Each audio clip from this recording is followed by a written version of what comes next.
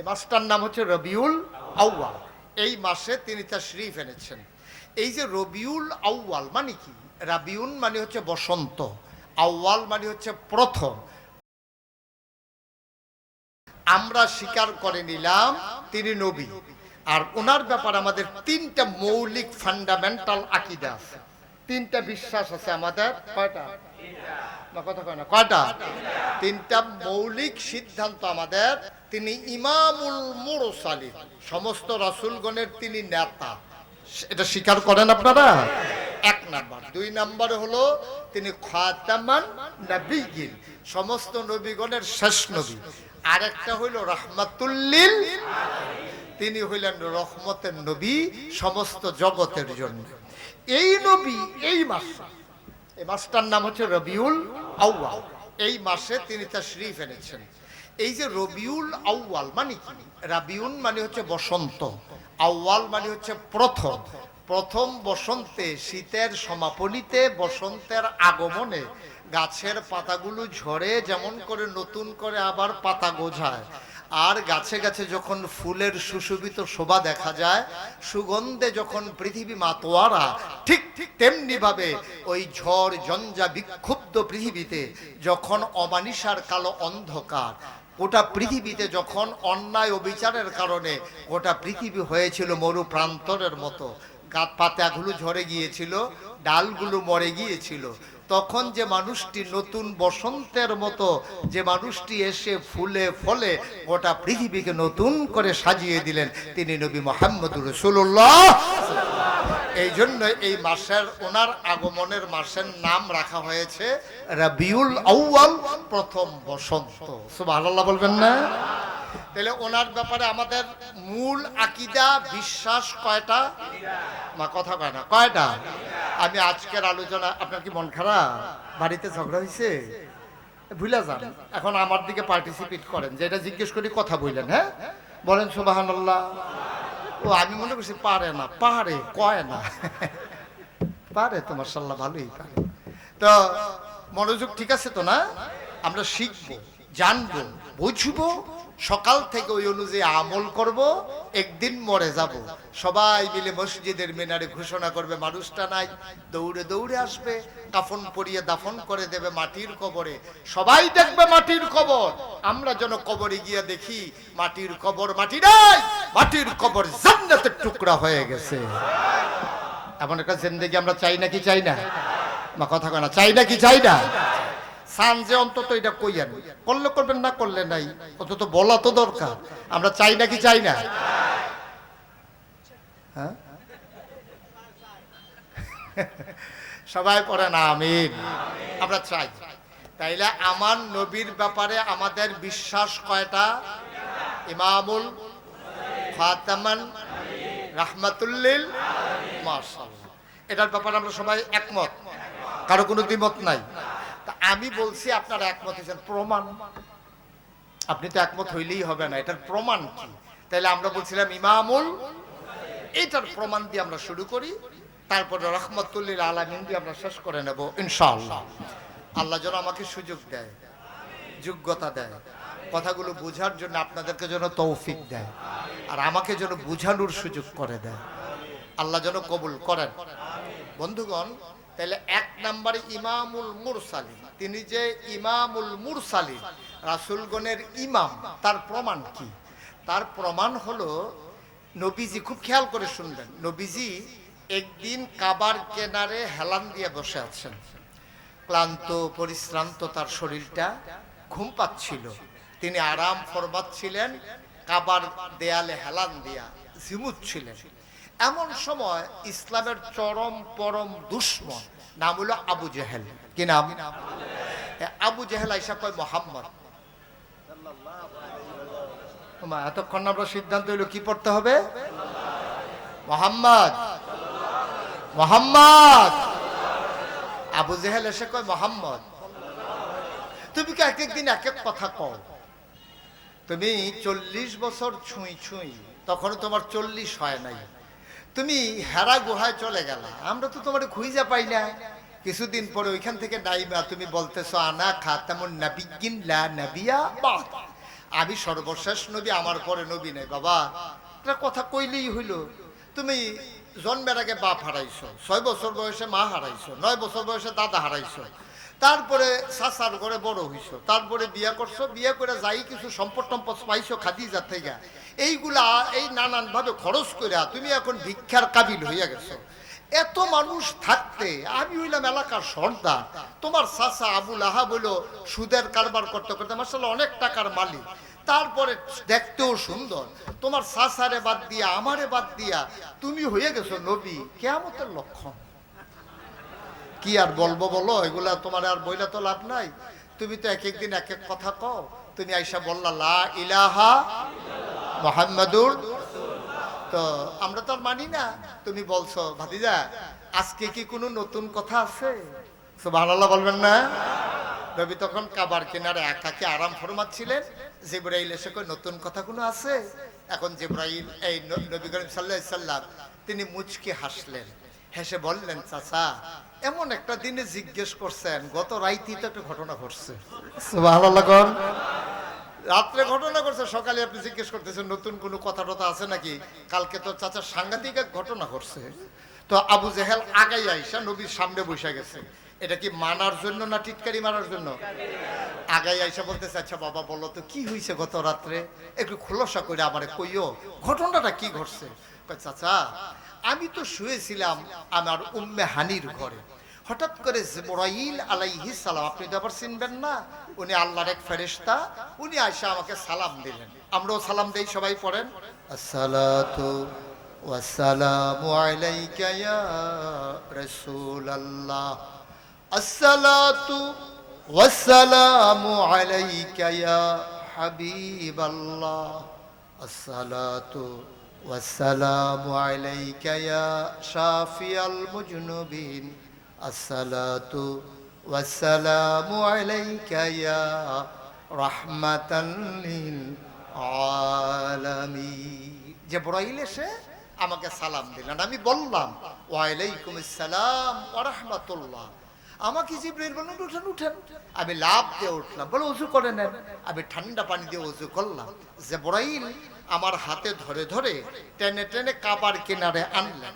আনার পরে তিনি আমাকে বোরাক, একটা জানোয়ারের মতো গাধার মতো এটার পিঠে উঠালেন, শো করে একটা উড়াল দিয়া আমাকে নিয়ে গেলেন ফিলিস্তিন। সুবহানাল্লাহ বলবেন না? জেরুজালেম মসজিদে আকসা, মুসলমানের যে প্রথম কেবলা, ওই কেবলার সামনে নিয়ে আমাকে নামান। সুবহানাল্লাহ বলবেন না? এখন আবু জেহেল ও তো বুদ্ধিমান মানুষ, ও বলতেছে কই গেছিলা? কয় যে এই ছেলে এই বসো, ওইখানে না যেখান থেকে উঠতে গেছো হ্যাঁ নাই, এতে মনে করছে অন্য হুজুর। সিফা দিয়া বইয়া থাক, ওয়াজ শুরু হইছে না, তে উঠটা জায়গা দোহানটা খুললে সরছি না, কয় বাহি দেন।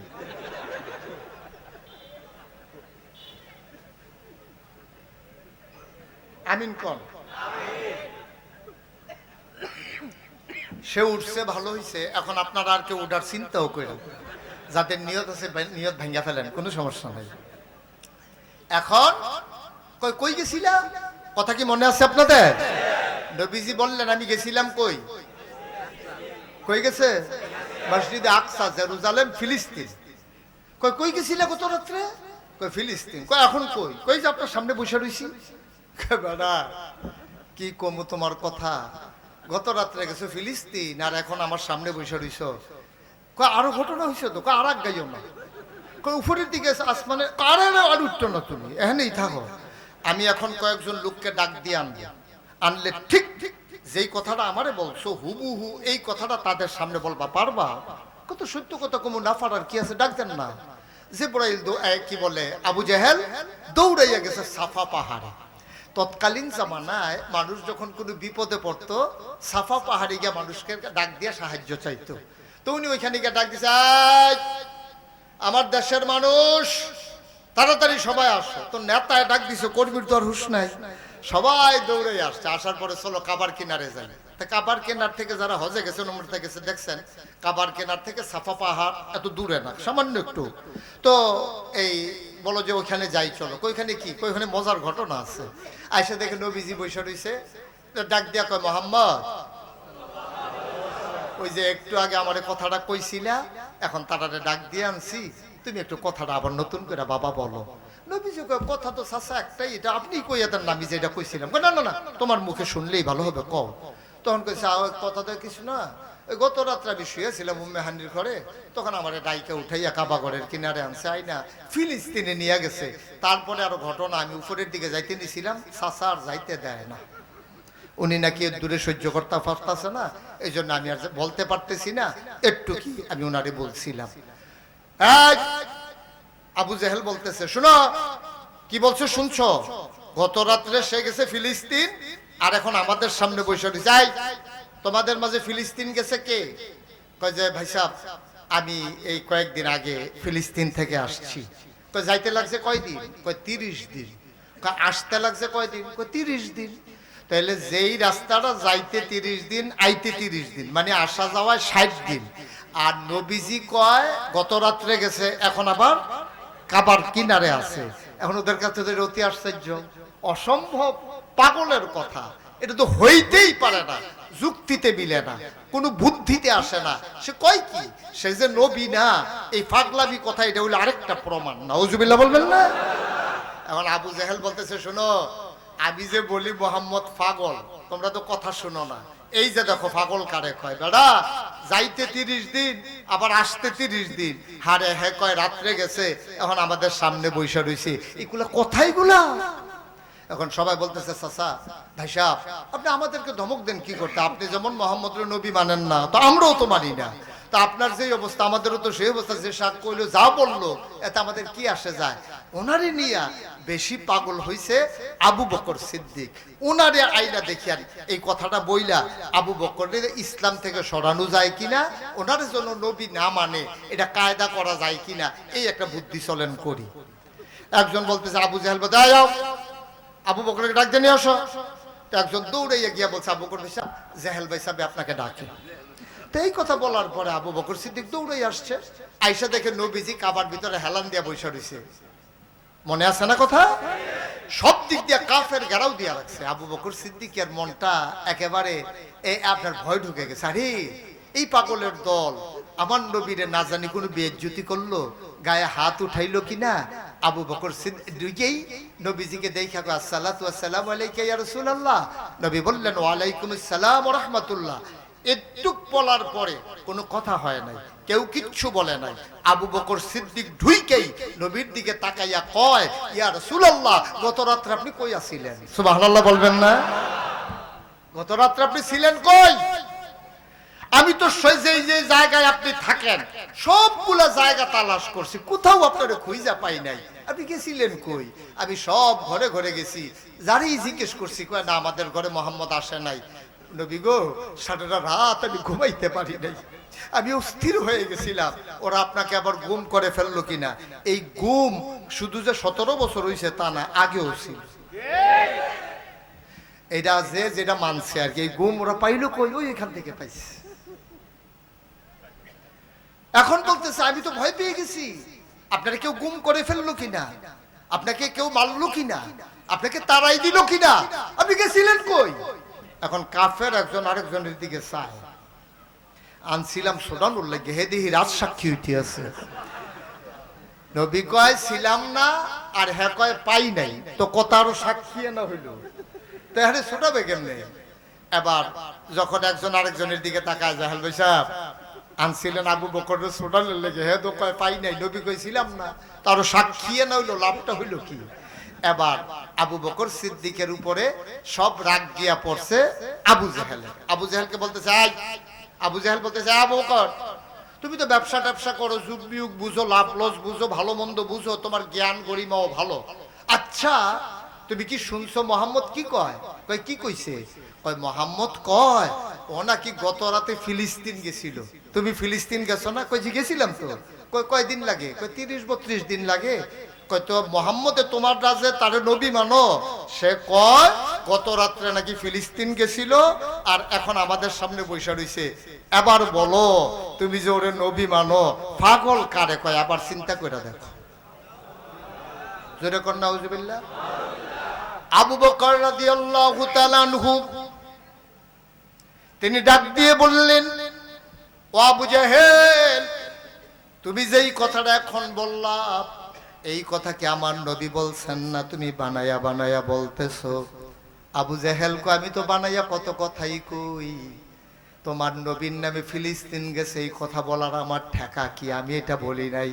তোমার মোহাম্মদই বলছে গত রাত্রে নাকি সে ফিলিস্তিন গেছে, এখন এখানে আছে। তুমি কও দেখি আবু বকর, এটাকে বিশ্বাস করা যায়?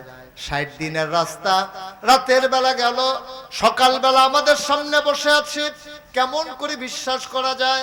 আবু বকর রাদিয়াল্লাহু তাআলা আনহু ডাক দিয়া কয়, এটা যদি নবীর কণ্ঠে বলে থাকে আর তোমরা যদি সাক্ষী দাও, আমি নবীর মুখে শোনাও লাগবে না।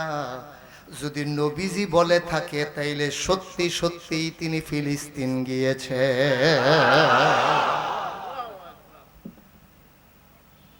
যদি উনি বইলে থাকে আমার কোনো সন্দেহ নাই। তোমরা বানাইয়া বললে এই ব্যাপারে আমার কথা আছে, আমরা বানাইয়া বলি নাই, জিজ্ঞেস করো, সেই বলছে। যদি উনি বইলা থাকে তাহলে এতে কোনো সন্দেহ নাই, আমি আবু বকর সাক্ষী দিলাম আমার নবী অবশ্যই গত রাত্রে ফিলিস্তিন গেছে। সুবহানাল্লাহ বলবেন। আল্লাহর নবী আসলে উঠে দাঁড়ালেন, সবার মাঝ দিয়ে আস্তে করে আলতু পায়ে আবু বকর সিদ্দিকের সামনে এসে দাঁড়ালেন, হাত দুইটা বাড়িয়ে দিলেন। আবু বকর নবীর সুগন্ধযুক্ত বুকের মাঝে লাফ দিয়ে পড়ে গেলেন। নবী শক্ত করে তাকে জড়িয়ে ধরলেন।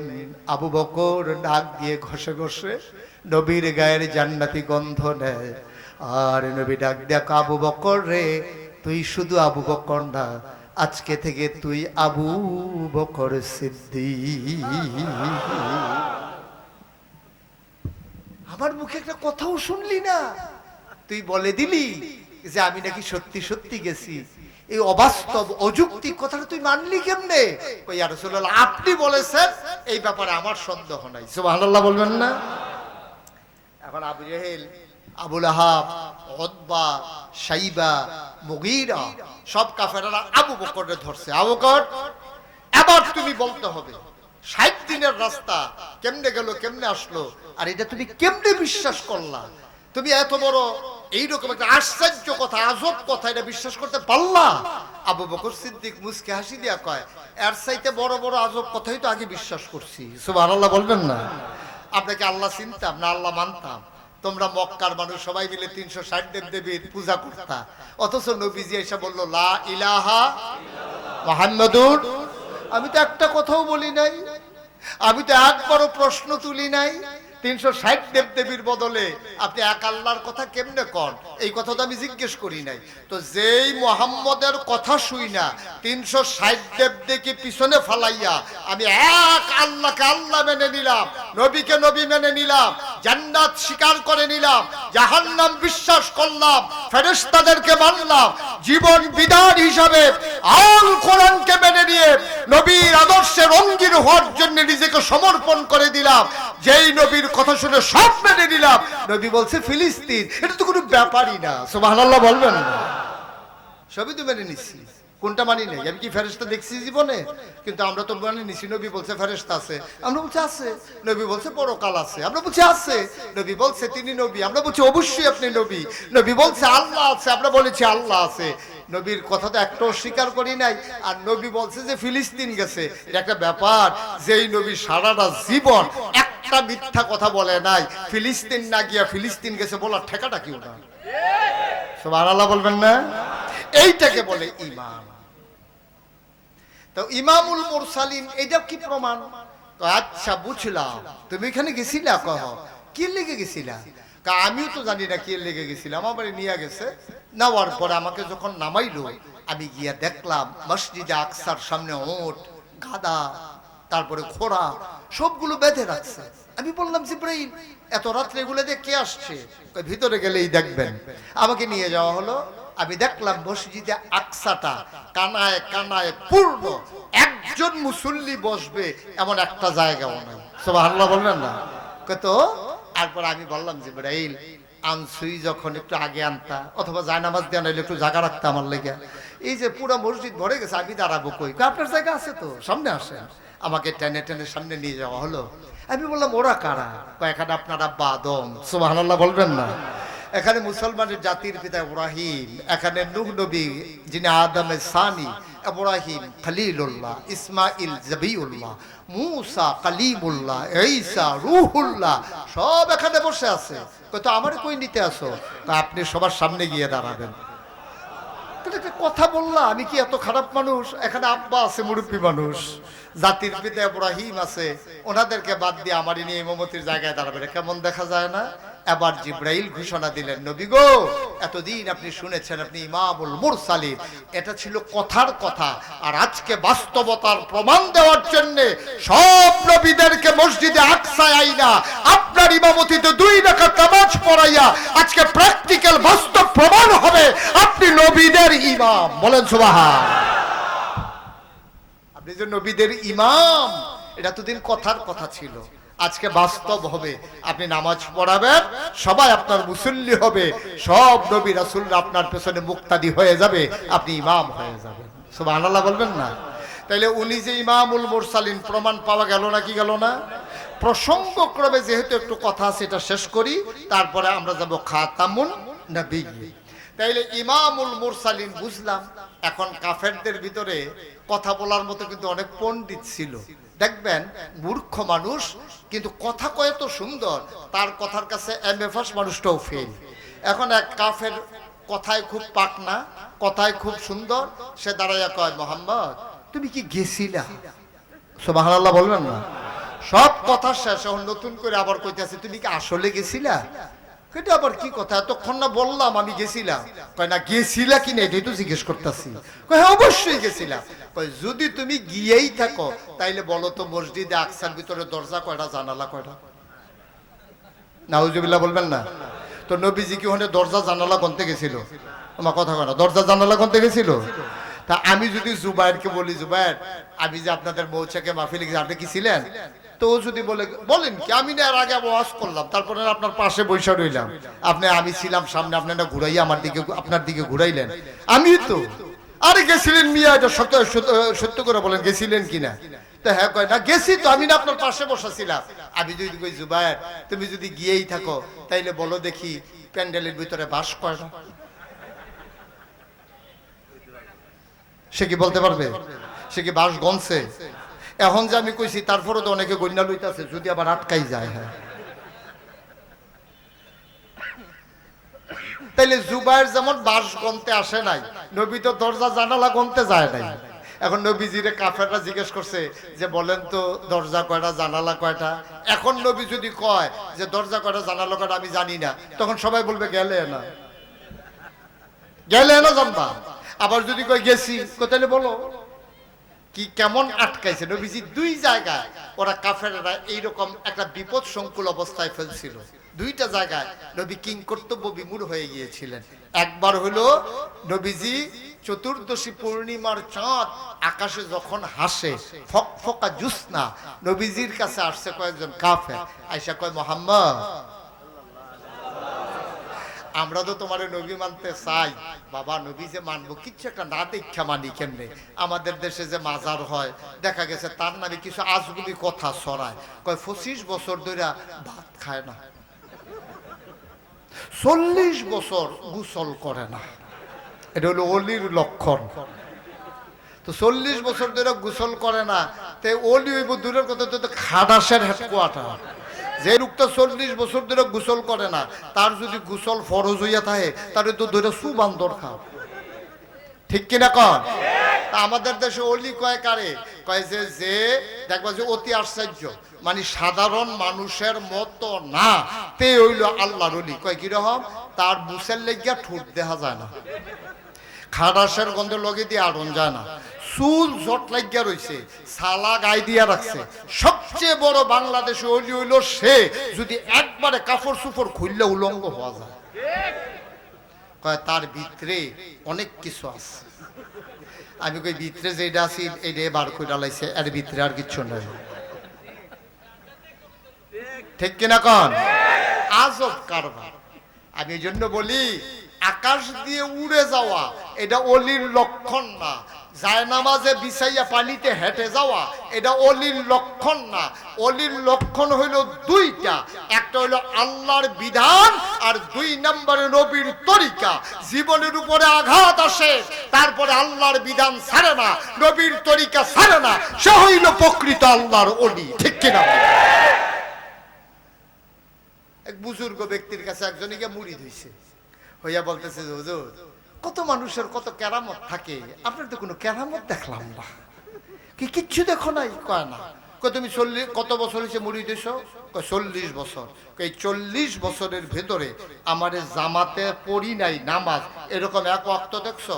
কয় না হুজুর। এইটা আমি কইতে পারবো যে 40 বছর দেখছি আপনার জামাত কাজা হয় নাই। হুজুর চোখের পানি ছাইড়া দিয়া কয় বেড়া 40 বছরে এক ওয়াক্ত নামাজ জামাত ছাড়া পড়লাম না, তারপরে আমি অলি না। তুমি অলি বুজুর্গ দেখতে চাও, এর চাইতে বুজুর্গ আর কি দেখতে চাও? সুবহানাল্লাহ বলবেন না? এর চাইতে বড় বুজুর্গ আর কি দেখতে চাও? আল্লাহ যেন আমাদেরকে হেফাজত করে, সবাই কোন আমিন। বন্ধুরা আমার, ভাইরা আমার, কাফেররা জানতে চাইল মুহাম্মদ তোমাকে তো নবী মানতে চাই, কিছু একটা না দেখলে তোমারে মানবো কেমনে? তুমি একটা জিনিস অন্তত দেখাও। আল্লাহ নবী বললেন কি দেখতে চাও? কই চতুর্দশী পূর্ণিমার চাঁদ আকাশে হাসে, তুমি যদি পারো চাঁদটাকে একটু 2 টুকরা করে দেখাও, তাইলে বুঝবো আসলে তুমি নবী। এবার নবীজি চুপ মেরে গেলেন, চোখ বন্ধ করলেন। আল্লাহর সাথে মনে মনে তার চুক্তি হয়ে গেল, মাওলা রব্বে করিম তোমাকে চেনানোর জন্য আমাকে পাঠাইছো, আমি তো চেষ্টা করে যাচ্ছি। আজকে একটা মুখ্যম সময়, সুবর্ণ সুযোগ। আজকে তুমি যদি এই কাজটা করে দাও তাইলে মানুষগুলো ঈমান আনবে। তারা বলতেছে দয়া করে তুমি তাড়াতাড়ি আকাশের চাঁদটা 2টা টুকরা করে দাও। জিবরাইলের পক্ষ থেকে ইশারা আসলো। নবীজি চাঁদের দিকে তাকাইয়া কিচ্ছু বললেন না, শাহাদাত আঙ্গুলটা উঁচু করে তিনি আস্তে করে একটা ইশারা করলেন। মক্কার সময়, তৎকালীন সময়ের মানুষগুলো অবাক বিস্ময়ে তাকিয়ে দেখলো গোটা পৃথিবীতে আকাশ একটা, চাঁদ 2টা।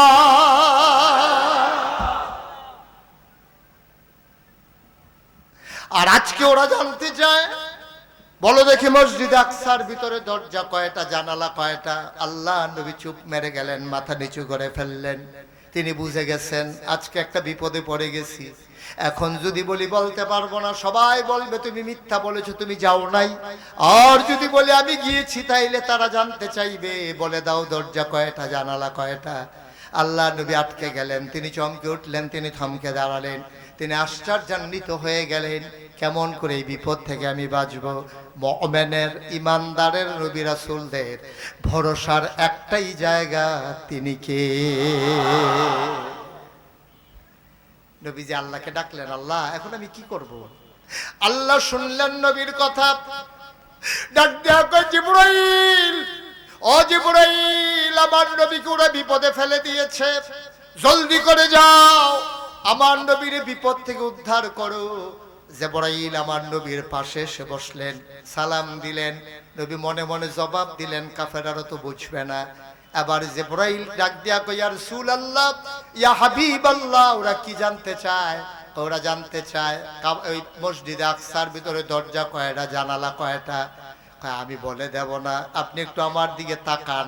আল্লাহর নবী ডাইনে তাকালেন, তাকায়া দেখে জিবরাইল বসে আছেন, হাতের ভেতরে মসজিদে আকসাটা নিয়ে রেখেছে।